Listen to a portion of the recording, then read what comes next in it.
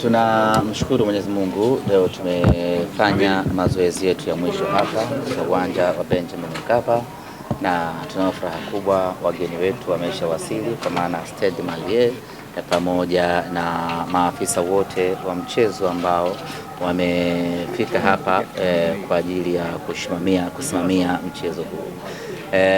Mazoezi yetu ya mwisho yamekwenda vizuri na wachezaji wetu wote wapo katika hali nzuri, kila kitu kinakwenda sawa sawa kwa upande wetu. Tunayo majonzi makubwa, tunawakosa Libase Gege pamoja na Shomari Kapombe ambao wana kadi nyekundu ambazo walizipata katika mchezo uliopita dhidi ya Petro, lakini hakuna matata. Simba Sports Club Simba hii hata akosekane nani. Kocha amewajibu nyinyi. Simba hii hata akosekane nani, hakuna pengo utaweza kuliona. Hii Simba yetu iko thabiti kweli kweli. Hii Simba yetu imekamilika kweli kweli. Tunakosa watu wawili muhimu, Libase na Kapombe, tena wote upande mmoja wa kulia, lakini hakuna shida. Waliopo wanaweza kuifanya kazi hii kwa ufanisi na ufasaha wa hali ya juu kweli kweli. Kesho tunakwenda Benjamin Mkapa kwenda kuuhuisha upya kauli mbiu ya kwa Mkapa hatoki mtu. Mwaka huu kauli mbiu hii imekutana na misukosuko ya hapa na pale. Mwaka huu kauli mbiu hii imeshindwa kufanya kazi, lakini kesho kwa mapenzi yake Mwenyezi Mungu tunakwenda kuipa uhai kwa Mkapa hatoki mtu. Tunakwenda kuirejesha upya kwa Mkapa hatoki mtu. Tunakwenda kupata alama 3 za kwanza katika uwanja Benjamin Mkapa, na hilo kwetu linawezekana mno kwa aina ya timu tuliyokuwa nayo. Sio kwa sababu Stade Malien tayari wamefuzu na hivyo hawana cha kupoteza, lakini kwa sababu Simba imeimarika sana hivi sasa. Simba imekuwa bora sana hivi sasa. Na Simba wachezaji wake wengi, ubora umeongezeka, plus wale ambao wamekuja dirisha dogo, na Simba imekuwa mpya sana. Kesho tutakwenda kushuhudia boli bora, tutakwenda kushuhudia mpira wa maana kweli kweli, na wana Simba watafurahi. Na kimsingi tumeanza maandalizi ya Champions League ya msimu ujao. Kwa hiyo tunaanza kuiandika kwa Mkapa hatoki mtu kesho mpaka msimu unaokuja tukiwa hai. Msemaji, moja ya vitu ambavyo pia kocha anaongea, anasema anashangaa kuona Simba wako chini yao wakati wao walikuwa wakihesabu Simba juu na pengine wao wakawa nafasi ya pili. Hii inawezekana imeshangaza timu nyingine Afrika? Sio timu nyingine, dunia nzima imeshangaa. Yes, mpaka watu wa Ulaya huko wanatuuliza Simba imekuaje, hatujawazoea namna hiyo. Sio tu hamjafuzu, lakini mmeshika nafasi ya 4 kwenye group. Na msiseme nafasi ya mwisho, semeni nafasi ya 4.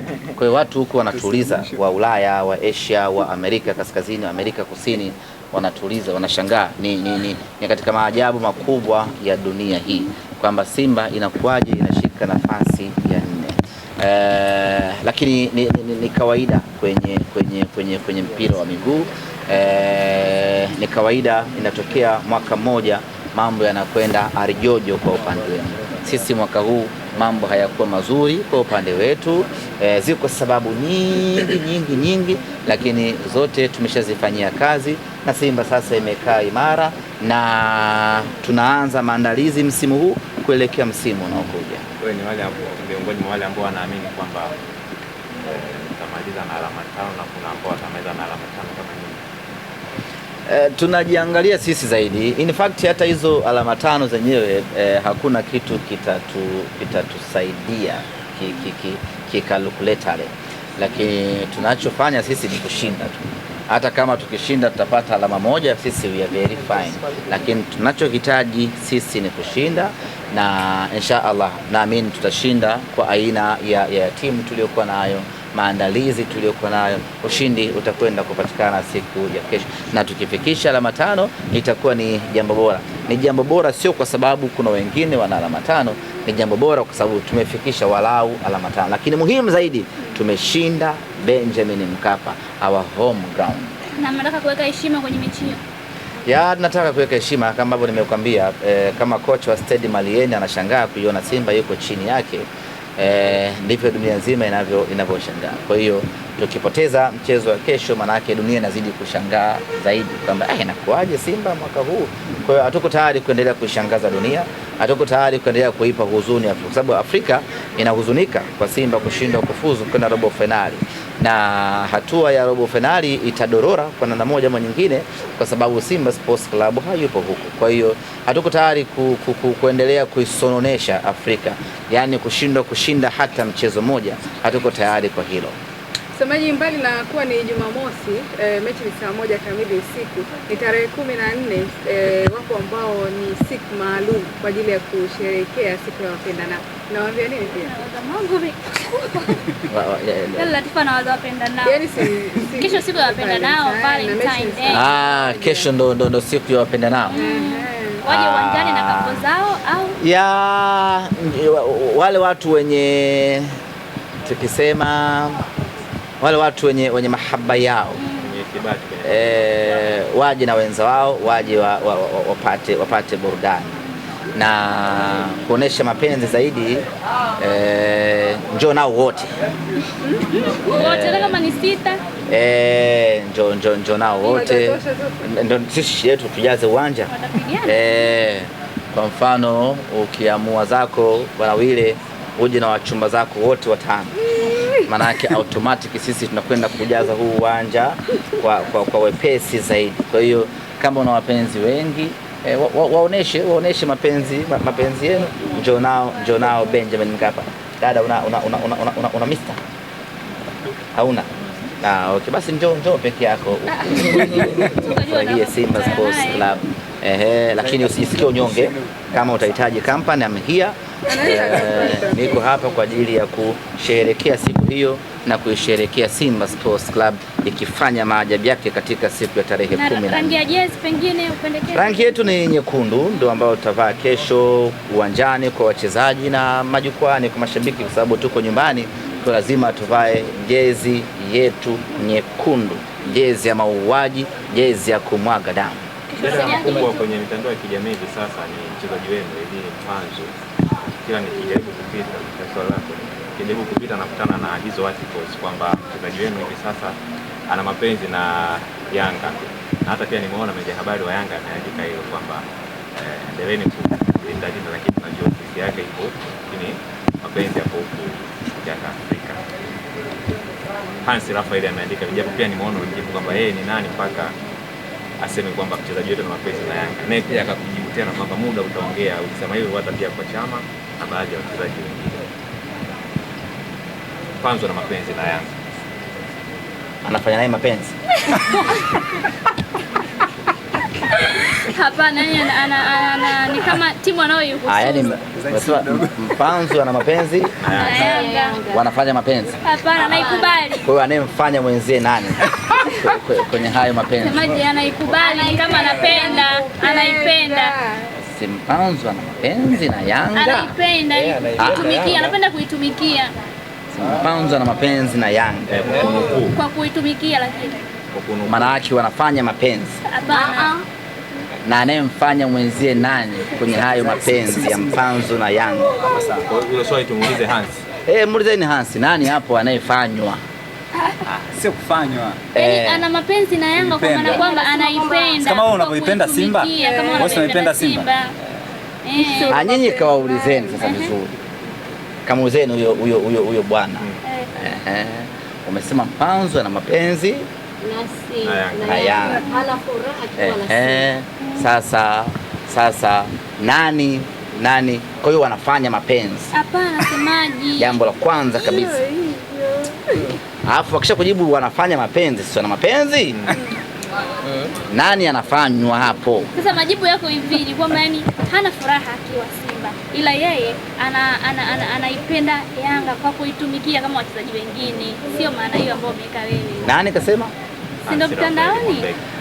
Hans Raphael ni mpuuzi tu kama walivyo wapuuzi wengine wote ambao unaona sehemu mbalimbali. Huwezi kusema namna hiyo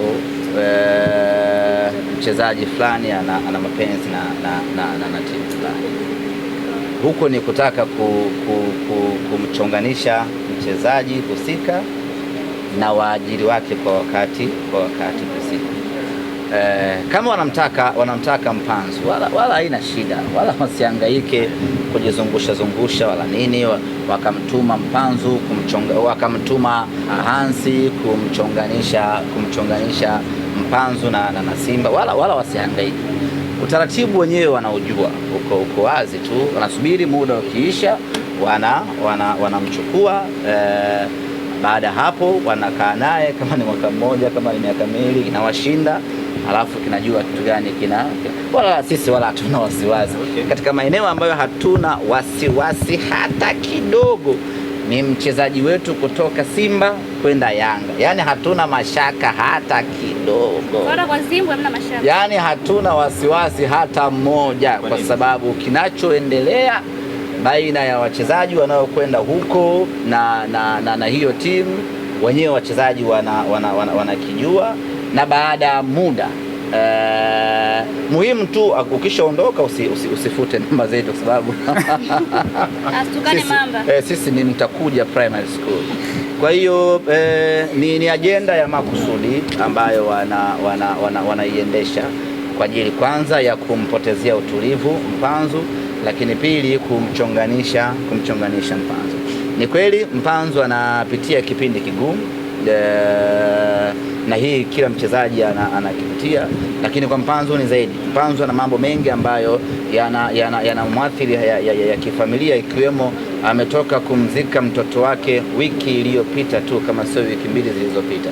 Kwa unaweza kuona hiyo burden aliyokuwa nayo, na analazimika kupambana kuendelea kuitumikia timu yake. Anashuka kiwango kwa sababu hiyo, lakini ni mapito ya kawaida. Kuna kipindi nani yule wana mshambuliaji wao mmoja hapa alikuwaga fungi yule wakawa anaitwa nani? Mbona wakusema kama ana mapenzi na Azam FC ama ana mapenzi na timu nyingine? Ni mambo ya kawaida ambayo kila mchezaji ana, lakini hili wanalifanya kwa makusudi kwa ajili ya kutaka kumchonganisha Mpanzu na mashabiki wake, Mpanzu na Simba yake. Mpanzu akikosea uwanjani, watu waanze kureflect ya kwamba amekosea makusudi kwa sababu anataka kufanya kitu fulani.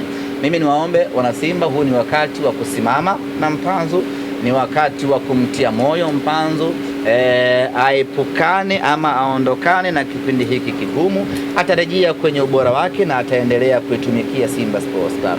Muda wake wa kukaa Simba ukiisha, ataondoka kama walivyoondoka wachezaji wengine. Hilo wala sisi hatuna mashaka nalo. Simba Sports Club tumemuuza mfungaji bora wa msimu uliopita, tumemuuza mtoa assist bora wa msimu uliopita, tumemuuza mchezaji bora wa ligi kuu ya NBC wa msimu uliopita. Tunahofia kumuondoa nani ndani ya timu yetu muda wake ukifika. Kwa sisi wala hatuna mashaka, na wenyewe wala wasijitekenye wala wasikae wanawashwa. Kama wanamtaka wamsubiri, watamchukua tu, yani watampata tu, alafu baada ya muda watamwacha tu. Yani hilo ndio jambo ambalo sisi tuna uhakika nalo, na imeshafanyika hivyo. Tuanze kutaja majina wale kwenda wakawashindwa wakarudi. Hapana, msitaje. Kwa wala sisi hatuna mashaka. Wao kama wanamtaka, wana mambo mawili wanatakiwa kufanya. Kwanza, wasubiri usajili ukifika, twende tukapambane sokoni, la kwanza. La pili, walete ofa. La tatu, wasubiri sisi tuachane nao. Sisi wala hatuna mashaka, yani sisi wala hatuna mashaka ndugu zangu. Mchezaji wetu kuondoka. Hii ni Simba Sports. Ni kuondoka tu au kwenda huko? Popote kule. Kwani hao huko wameenda wangapi? Kwenye hii kipindi cha miaka mitatu tu wangapi wameshaenda mpaka hivi sasa? Zaidi ya 4. Na nini kimetokea?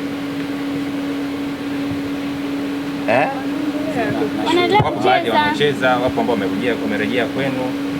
Lakini pia wapo baadhi. Yule si amerejea kutoka kwingine kule. Kwa hiyo wala msio na wasiwasi ndugu zangu. Sisi hata kuwapa tunaweza tukawapa. Ninyi usi mnamtaka, si mnakosa raha. mpaka mumpate, tunaweza tukawapa, wala sisi hatuna shida. Wasalimie tu watu bana, mchukueni bana, wakiongea vizuri na nyinyi. Miezi yao 8 tu washatoto wamemwacha wamemrudisha au wamempeleka na nini Manyoni. Yani sisi tuna shida yani sisi hatuna shida hata kidogo. Na mimi niwaambie kitu kimoja, yani wasifikiri kwamba wanatuumiza ama wasifikiri kwamba wanatutingisha ama wasifikiri kwamba kuna namna wanatuvurugia utulivu wetu kwa kuwa wanamtajataja Mpanzu ama kwa kuwa wanamtakataka Mpanzu. Sisi wala hatuna mashaka hata kidogo, tunaweza tukawapa hata bure Mpanzu, mchukueni, alafu baada ya muda mchache mno wenyewe tu na wanaonaga aibu kutoka hadharani kusema jamani kwa maana hiyo nyewe mnajua namna ya kutumia filamu mlizonazo, wengine mkiwapa analiona kama, na of course kule tunajua tena wajinga ndo waliwao kule, kuna hela fulani hivi ambazo za nani, kwa hiyo vijana wanakwenda wanachukua, maisha mengine yanaendelea.